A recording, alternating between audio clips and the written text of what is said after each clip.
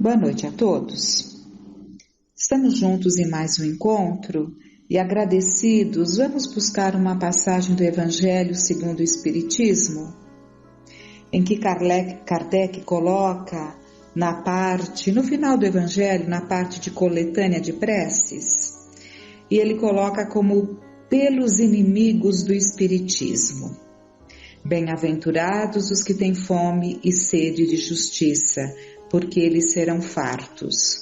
Bem-aventurados os que padecem perseguição por amor da justiça, porque deles é o reino dos céus.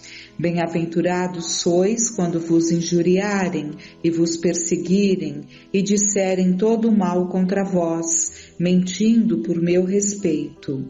Folgai e exultai, porque o vosso galardão é copioso nos céus, pois assim também perseguiram os profetas que foram antes de vós. Mateus, capítulo 6, dos versículos 10 ao 12.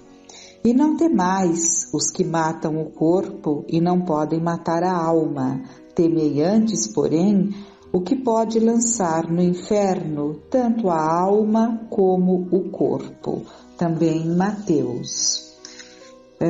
E vamos pegar uma prece que ele dá como sugestão, como modelo, para nós justamente endereçarmos pensamentos positivos para esses tantos que buscam perseguir todo aquele que se coloca como uma possível célula de esclarecimento, de luz, de reconforto, de bem-estar.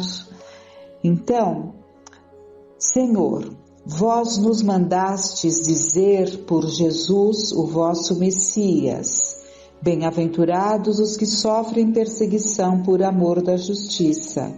Perdoai os vossos inimigos, orai pelos que vos perseguem.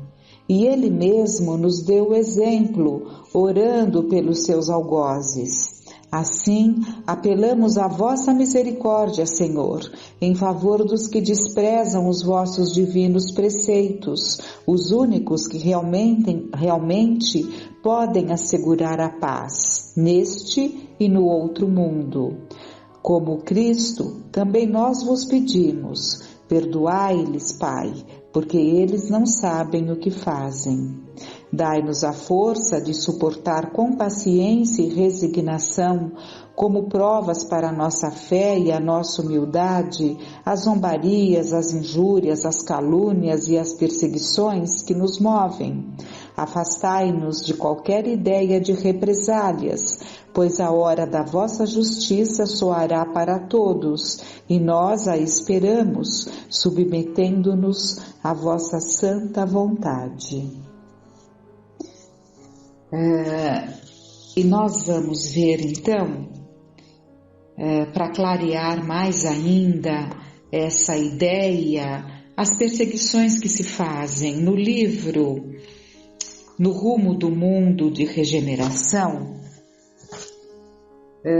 Nós vamos ver no capítulo 12, que eu poderia até sintetizar, mas eu optei por ler tudo que é colocado para que não se perca ali uma riqueza de detalhes que acabam nos ajudando na composição do entendimento desse belíssimo capítulo deste livro de Manuel Filomeno de Miranda.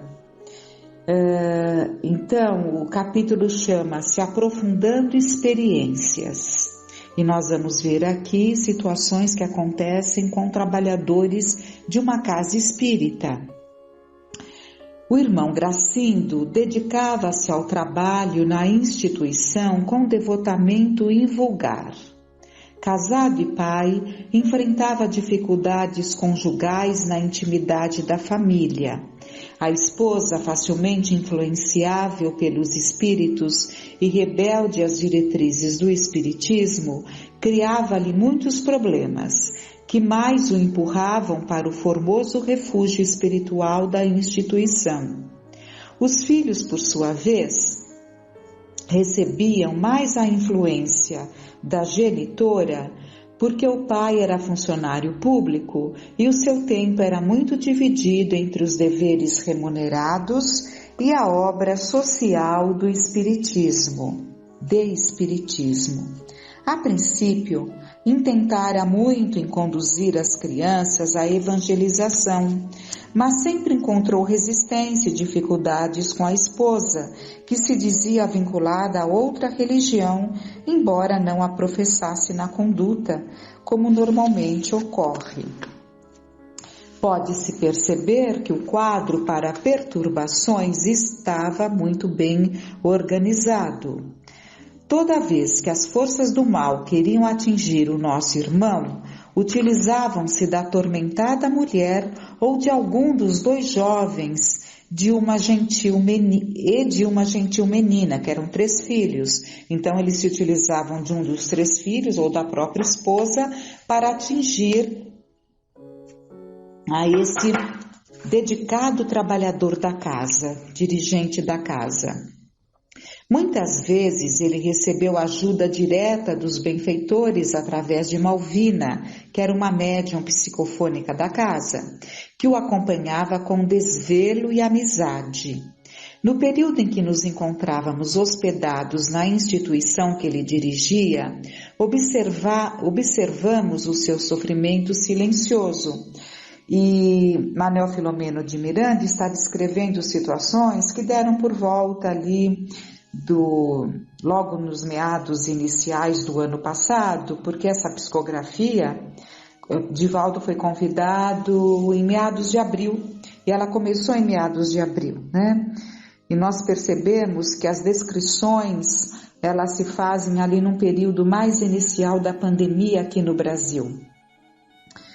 Então, retomando, no período em que nos encontrávamos hospedados na instituição que ele dirigia, observamos que o seu sofrimento silencioso.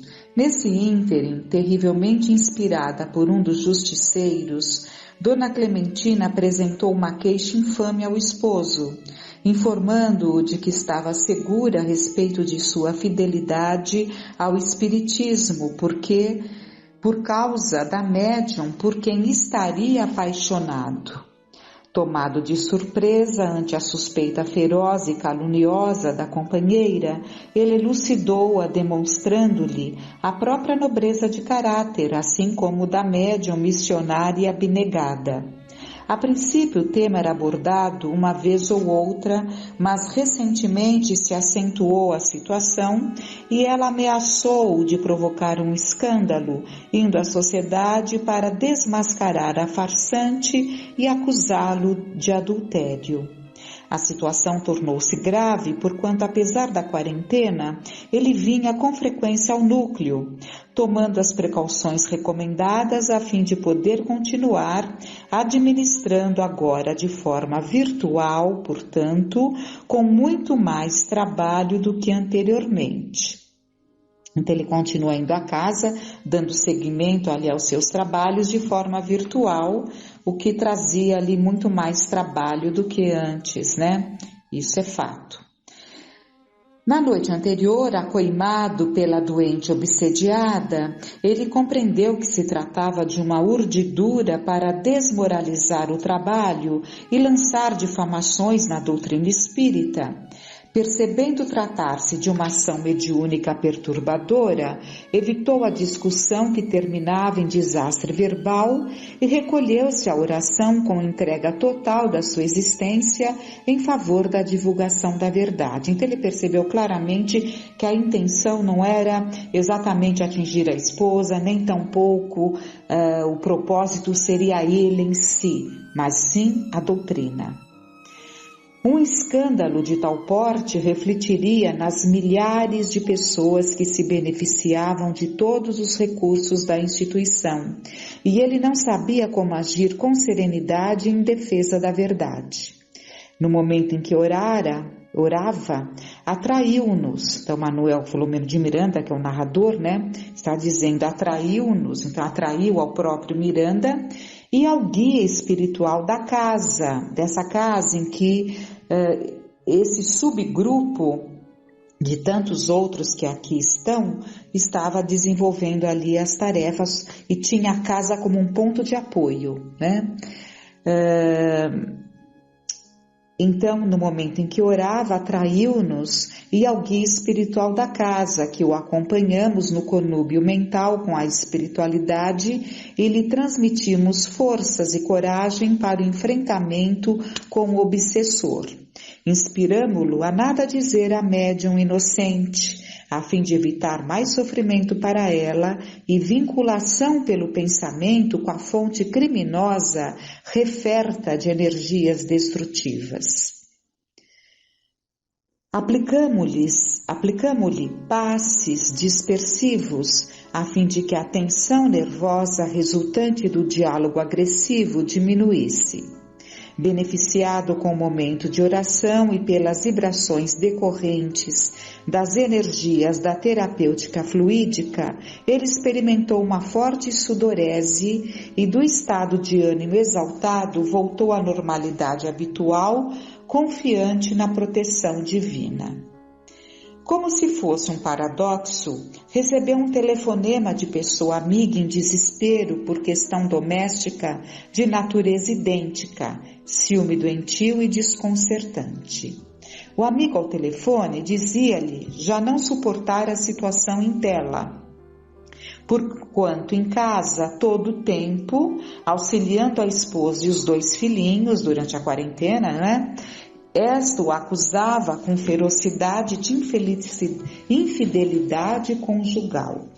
Narrava o amigo que lhe explicava a impossibilidade de tal acontecimento em razão de sua conduta inatacável. No entanto, mentalmente violentada por entidade infeliz, ameaçava-o de suicídio. O cavalheiro amigo explicava que já não dispunha de argumento para silenciar a esposa em crise. O ouvinte, que padecia da mesma injunção, buscou na doutrina a orientação saudável, pedindo-lhe paciência e oração, únicos e valiosos recursos no momento, a fim de sanar a interferência de algum adversário. Sugeriu-lhe naquele momento a leitura do Evangelho segundo o Espiritismo de Allan Kardec, de modo a acalmar-se e, em consequência, gerar tranquilidade na companheira. Havia tanta sinceridade e espírito de cooperação que o nosso dirigente Spinelli sugeriu-nos a alguns, inclusive ao nosso passista, visitar o lar em angústia naquele momento. Terminada a comunicação telefônica, o amigo, que é esse de que nós estamos falando, Gracindo, irmão Gracindo, né? O amigo que recebeu o telefonema, né? Orou em favor do solicitante e nosso mentor pôde captar-lhe a direção em que residia a família necessitada. Então, com muita facilidade, captou o local em que morava essa família. Por quê? Ao orar pela família, evidentemente que ele endereçou a sua vibração. Então, com facilidade, o orientador Spinelli captou o local em que morava a família. Partimos de imediato e logo chegamos à residência do casal em litígio, encontrando o lar invadido por alguns espíritos ociosos sob o comando de 2 adversários vigorosos que mais tarde compreendemos ser os denominados justiceiros. São aqueles espíritos que se dizem fazendo justiça com as próprias mãos, porque se sentem vítimas. A rede cruel de perseguição era mais complexa do que inicialmente eu considerara, narra Miranda. Como o queixoso era espiritista e frequentador da mesma instituição na qual nos encontrávamos, havia interesse dos adversários do bem em afligi-lo também, dentro naturalmente da lei de causa e efeito, porém com o objetivo de prejudicar o programa de cristianização da humanidade ante as soberanas luzes do Espiritismo, porque nada nos alcança sem a permissão de Deus. Tudo que nos alcança faz parte dentro dos nossos quadros de lutas, as situações a que estamos sujeitos, justamente pela lei de causa e efeito, mas percebeu-se que o foco era justamente um programa para prejudicar a cristianização da humanidade. Então esse é o ponto. O que me intrigou no momento, continua Miranda, foi constatar que esses perseguidores não necessitavam de uma questão de dívida entre eles e aqueles que vitimavam. A questão era mais profunda. Todos quantos se encontram com necessidade evolutiva de melhorar-se estão automaticamente incluídos entre aqueles que os desagradam e por essa razão devem ser eliminados. Nesse sofisma, apoia-se a perversidade dos enfermos espirituais para dar prosseguimento ao seu programa de vingança contra a humanidade que um dia, através de criaturas desacisadas, quais eles no momento, ferira-os na loucura que os dominava. Eis uma das razões básicas para a desarmonia que varre o planeta e o desassossego das existências em verdadeiro torvelinho como consequência das filosofias nihilistas e utilitaristas que em todas as épocas se voltaram contra a ordem e o equilíbrio dos seres humanos. São as consequências dessas filosofias que alastraram o materialismo, o negativismo entre muitos de nós. A predominância dos instintos primitivos caracteriza esses dias, porém defronta os sentimentos de beleza e amor que vicejam, embora muitas vezes asfixiados pela crueza dos atormentados. É certo que marchamos para a vitória da luz sobre a escuridão, do equilíbrio sobre o destrambelho das emoções, e a vida está sempre carregada de perpetuar-se conforme o princípio insuperável da sua origem. Ele se encontrava na alcova, esse marido, né? Ele se encontrava na alcova de onde saíra a esposa, dominada por um verdugo que o acompanhou à cozinha, onde ela procurou algo fazer para distrair-se. A indução mental continuava empurrando-a para o prosseguimento da discussão com vista à possível agressão física. Spinelli solicitou mentalmente a Cláudio para que a socorresse com um passe especial a fim de afastar o vingador. Ao mesmo tempo que o amigo se lhe acercou da aura carregada de energia escura e pensamentos grosseiros, os fluidos dele começaram a diluir a nuvem mental que a aturdia e conduzia-o ao quarto onde se encontrava o esposo em lágrimas de agonia, também viciado por outro perverso vingador ante a zombaria dos circunstantes de muita baixa vibração moral.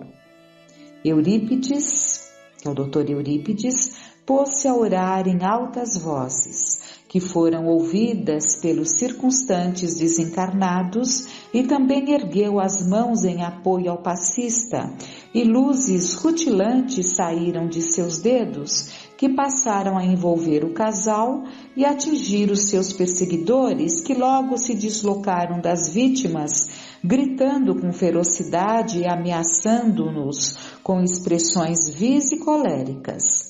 Os benfeitores continuaram como se nada tivesse acontecido e alguns minutos após respirava-se na habitação outra psicosfera e o casal abraçado em lágrimas de reconciliação. A senhora, recuperada momentaneamente, procurava justificar-se das demoradas cenas daquela manhã, enquanto o marido calmo acariciava-a, rogando-lhe que esquecesse e orasse com ele, agradecendo a Deus o bem-estar que subitamente os acometera como se fora um milagre. E o texto continua, e nós vamos ver que todas as providências serão tomadas, porque não basta o afastamento, né? É preciso todo um trabalho de mudança, não só íntima por parte de quem se deixou levar, como também um trabalho em favor dessas mentes atormentadas que se encontram dentro desse processo de tanta crueldade, em que praticam o mal pelo prazer do mal, ou seja, não desejando que o bem se instale, sem que ao menos haja um motivo pessoal em relação àquela vítima a que eles perseguem. Então, nós daremos continuidade na próxima oportunidade. Muito gratos a Deus e a Jesus. Tenhamos uma noite de paz.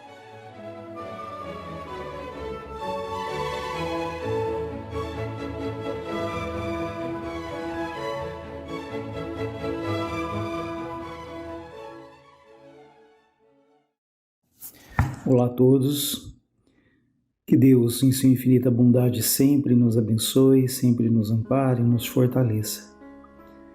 Que sejamos atentos para percebermos quanto amparo, quanta ajuda, agradecendo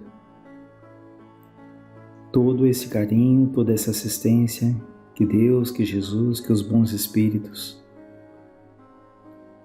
nos alimentam, nos fornecem.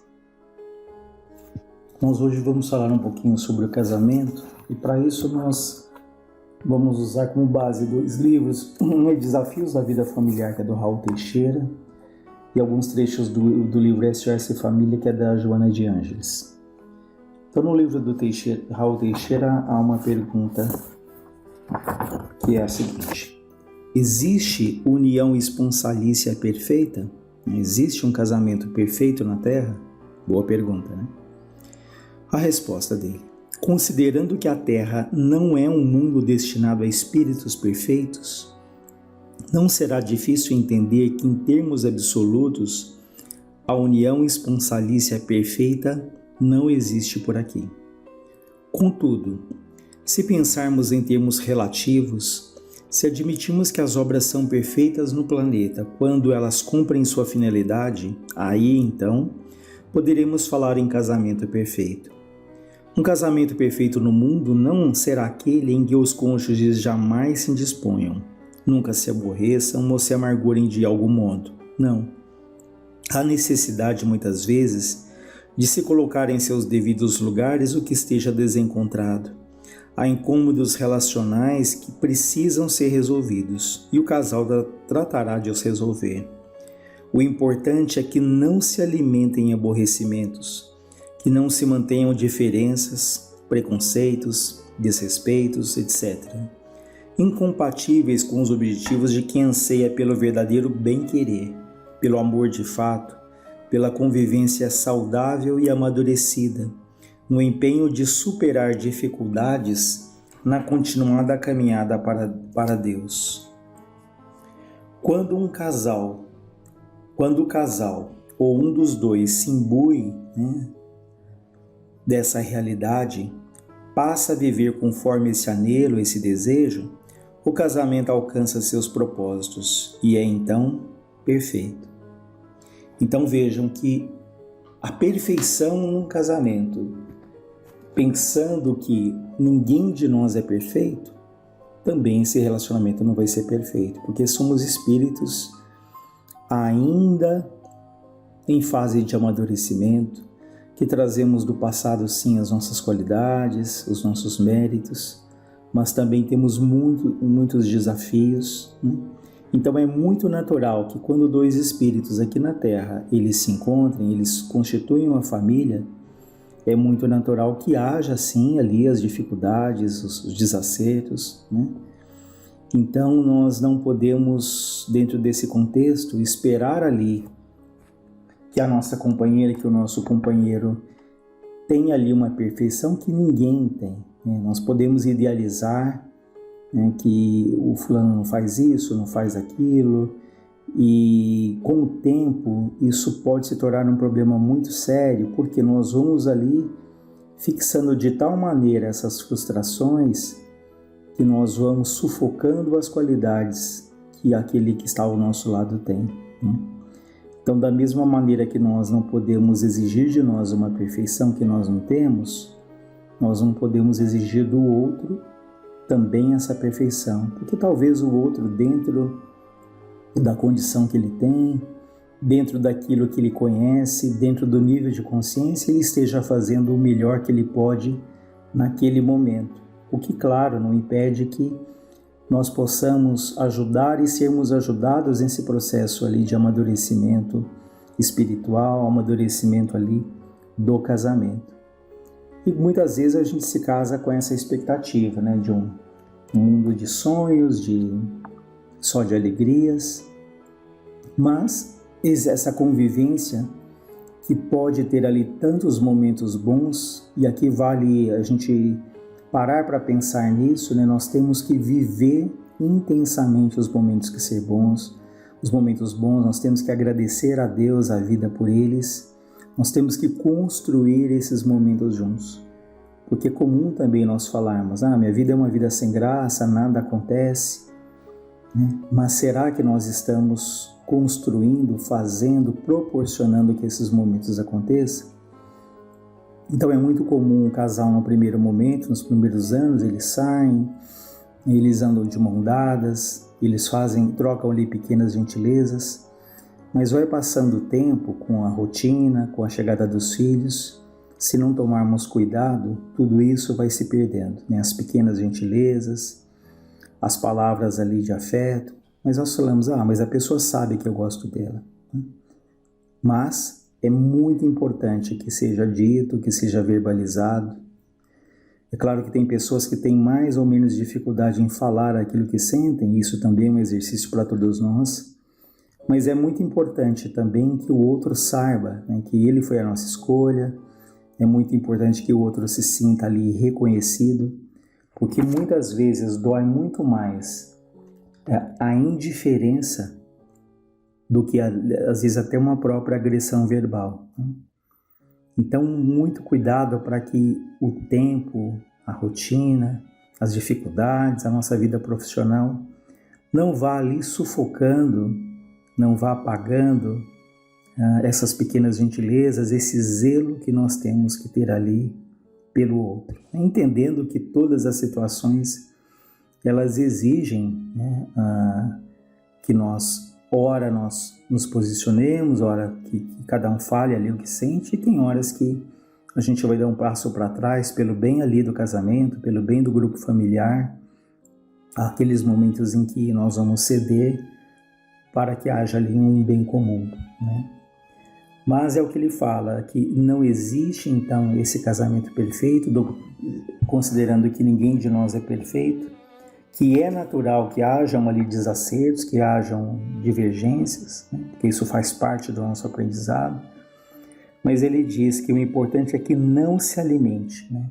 Que a gente não alimente ali o aborrecimento, que a gente não alimente a mágoa, né? E aí a espiritualidade, a religiosidade da família, do casal, é de grande importância, né? Para que a gente ali tente minimizar esses momentos de desajuste, de fúria, de raiva, né? Que esses momentos eles podem ser ali potencializados, ampliados, até por espíritos que não nos querem bem, que têm dificuldade conosco, né? Aquelas situações em que depois a gente pensa e fala, poxa, por que eu falei aquilo? Por que eu magoei tanto ali a pessoa que talvez eu ame tanto? Mas no momento ali de raiva, que mexe com o nosso orgulho, com a nossa vaidade, a gente corre o risco de falar coisas ali que a gente se arrepende muito depois, né?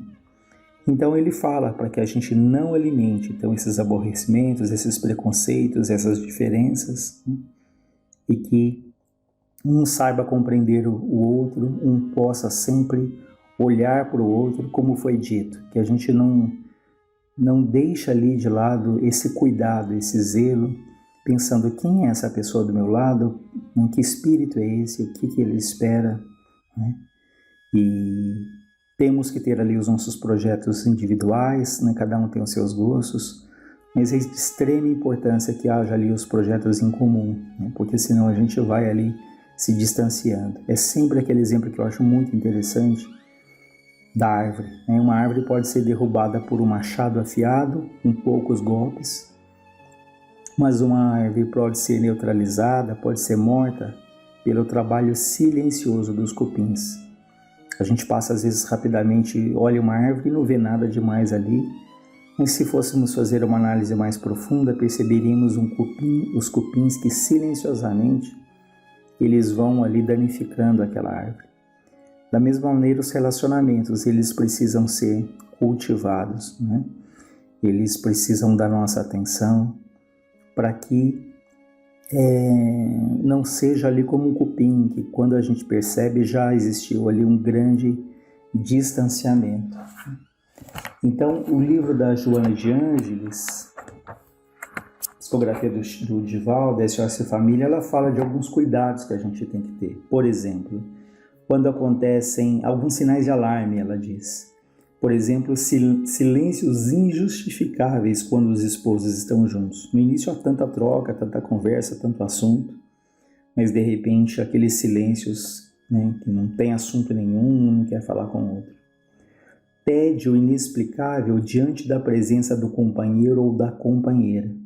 Então podemos sentir aquele silêncio, aquele tédio, e até atribuir uns ao outro, o outro não me completa, o outro não me satisfaz. Mas nós temos que fazer uma autoanálise, que momento o outro está vivendo, quais são as lutas que eventualmente ele está passando, ou será que eu também não estou bem? Será que eu que não estou bem e que eu estou esperando encontrar numa outra pessoa que me preencha, mas é uma busca, um vazio que está dentro de mim? Talvez nós tivéssemos ali o par que julgamos perfeito e ainda assim poderíamos estar ali vazios, porque pode ser uma insatisfação do nosso espírito, é uma busca que está ali dentro de nós e que nós não vamos encontrar ninguém que preencha, porque temos os conflitos internamente. A ira disfarçada quando o consorte ou a consorte, né, o companheiro ou a companheira emite uma opinião. Então, muito cuidado quando vem esses sentimentos de raiva, que a gente nem sabe exatamente o porquê. Lembrando que se alimentamos isso pode ser, mais uma vez reforçando, aumentado, potencializado por espíritos que querem ali que haja aquela divergência, aquela separação do casal.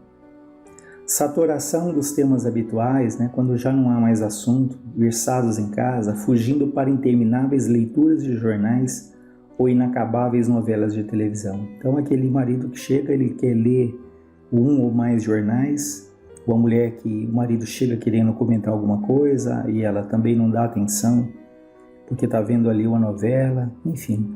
Tudo isso é muito importante, né? A cultura, a informação, mas nós temos que preservar um momento aí para dentro de casa, fora, para falarmos ali com aqueles que convivem conosco. Irritabilidade contumaz, né? Irritabilidade constante sempre que se avizinha do lar. Então aquelas situações que a gente está voltando para casa e já fala, meu Deus, já começa a ficar aquela irritação. E é interessante esse ponto que nós temos que nos preparar para voltar para casa, né? Voltar ali, ouvindo uma boa música, com pensamentos melhores, para que a gente também não alimente essa irritação que eventualmente ela acontece. Desinteresse pelos problemas do outro é um sinal também de alarme, né? Quando a gente não se preocupa mais, não quer saber mais o que o outro faz, o que o outro pensa, o que o outro precisa. Só ajudamos quando o outro nos pede ali um auxílio, mas é importante às vezes oferecermos a nossa ajuda, o nosso amparo, porque muitas vezes o que outra pessoa quer nem é a nossa atitude exatamente de fazer alguma coisa. Em muitos momentos o mais importante é se sentir percebido, se sentir apoiado, se sentir ouvido. Então nós temos que nos atentar, porque às vezes um vizinho pede uma ajuda de madrugada, nós prontamente já lhe ajudamos com boa vontade, né? No entanto, às vezes alguém pede alguma coisa em casa, a gente fala, já vai, amanhã, né? Mais tarde. E às vezes a gente nem ouve, né? Depois a gente tem que perguntar, o que você me pediu mesmo? Então essa atenção, esse cuidado ali é importante. Ela fala também da falta de intercâmbios de opiniões, né? Atritos, ela diz, que são contínuos, mas que ateiam fagulhas de irascibilidade, de ira, né? Capazes de provocar incêndios em forma de agressão dessa ou daquela maneira, e muitos outros mais. Então ela nos recomenda que antes que as dificuldades ali elas abram distâncias, elas abram feridas, para que a gente procure retomar, né? Ela fala que é muito natural que ocorram desacertos, mas ao invés da separação, um reajustamento. E uma das frases que eu acho mais interessante, ela fala: a questão não é de uma nova busca, mas de redescobrimento do que já possui. Vejam, a questão não é de uma nova busca, mas de redescobrimento do que possui. Porque nesses momentos de crise, nessas fases do casamento, quantas vezes vem pensamentos ali: eu preciso buscar algo novo, uma pessoa nova, eu preciso ser feliz. E talvez ali aquela pessoa que nós estejamos seja a pessoa que nós precisamos, seja a pessoa que nós gostamos, que nós amamos, que haja ali uma grande afinidade. E, no entanto, esse amor, essa afinidade foi sendo sufocado pela rotina, pelos problemas, pelas dificuldades ali financeiras do casal, pelo desemprego. Então a pessoa parte para um novo relacionamento, mas quantas vezes nós poderíamos, como diz ela, redescobrir aquilo que já possui? Então tenho visto muitos casais que se separam que depois descobrem que, poxa, aquela era a pessoa que eu amava, né? Então é claro que há situações tão difíceis, tão graves, que às vezes uma separação é um mal menor, né? Mas quantos casamentos poderiam ser ali alimentados? Quantos casais seriam felizes se houvesse ali um pouco mais de paciência, um pouco mais de compreensão, um pouco mais de comunicação, né? Abrirmos mão ali do nosso orgulho, da nossa vaidade, porque isso acontece muito, situações em que há ali um atrito, nós sabemos que estamos errados, sabemos que falamos alguma coisa indevida, uma acusação indevida. No entanto, quantas vezes falta a humildade de chegar e falar: eu errei, eu me excedi, né? Me perdoe. E que essas palavras elas sejam acompanhadas de fato de um esforço de mudança, né? Porque eu posso passar a vida inteira pedindo desculpa por um ponto que eu falho, no entanto, sendo perdoado, eu não faço o mínimo esforço. Então, nós precisamos abrir mão, às vezes, desse nosso orgulho, da vaidade, de reconhecermos que em alguns pontos nós erramos, mas é igualmente necessário essa reconquista, né? Agirmos ali para que gradativamente a gente vá melhorando. Ninguém muda de uma hora para outra, mas o esforço, a boa vontade, isso ali é a nossa obrigação. E procurarmos ver aquilo que de bom o outro traz, né? Porque nesses momentos, nessas fases de dificuldade, tudo ali que nós não gostamos ganha uma força muito grande, né? Como se colocássemos uma lente ali que amplia. Então, às vezes até a voz da pessoa incomoda, mas como ela fala desse redescobrimento, né? O casal voltar ali a alimentar, cultivar ali, terem os momentos sozinhos, né? Pensar no outro, nas pequenas gentilezas, né? A educação, né? Ou seja, não vai ser ali como no tempo de namoro, mas aquele carinho, aquele respeito nós temos que procurar resgatar e cultivar para que o outro perceba que nós queremos e lutamos e fazemos algo para que aquele casamento seja nutrido de momentos de alegria, né? Claro que todos têm as suas lutas, às vezes até o casal tem grandes afinidades, mas às vezes tem um problema de saúde, tem um problema dos filhos, mas porque todo casal tem as suas dificuldades. Isso é um ponto importante, porque é comum também as pessoas olharem para os outros e falarem: nossa, aquele tem um casamento perfeito. Sobretudo hoje com as redes sociais, aquele textão que o marido, a esposa faz para o marido e ou vice-versa, né? Que amam profundamente, mas ninguém sabe ali as lutas que cada um trava ali na intimidade. Então, quando nós supervalorizamos o relacionamento dos outros, quando nós achamos que o casamento dos outros é perfeito, nós corremos um sério risco de não valorizarmos aquilo que nós podemos ter dentro do nosso lar, porque projetamos um ideal de pessoa e ninguém é perfeito, como foi dito no início, né?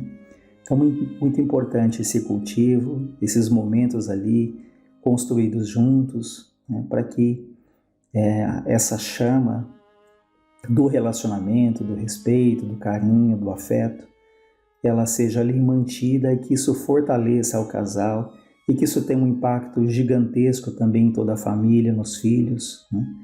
porque os filhos naturalmente eles sentem ali essas vibrações, sejam de equilíbrio, de carinho, sejam de dificuldade, né? Às vezes eles são como esponjas, então vale a pena todo o esforço. Mas como ela diz, não é uma nova busca, mas redescobrir aquilo que já possui. Antes da decisão precipitada, ceda a cada um no que lhe concerne, a benefício dos dois. Então, em função do tempo, a gente vai encerrando por aqui, pedindo a Deus por todos os lares da terra, por todos os casais, por todos os filhos, né? Que cultivemos então momentos de alegria,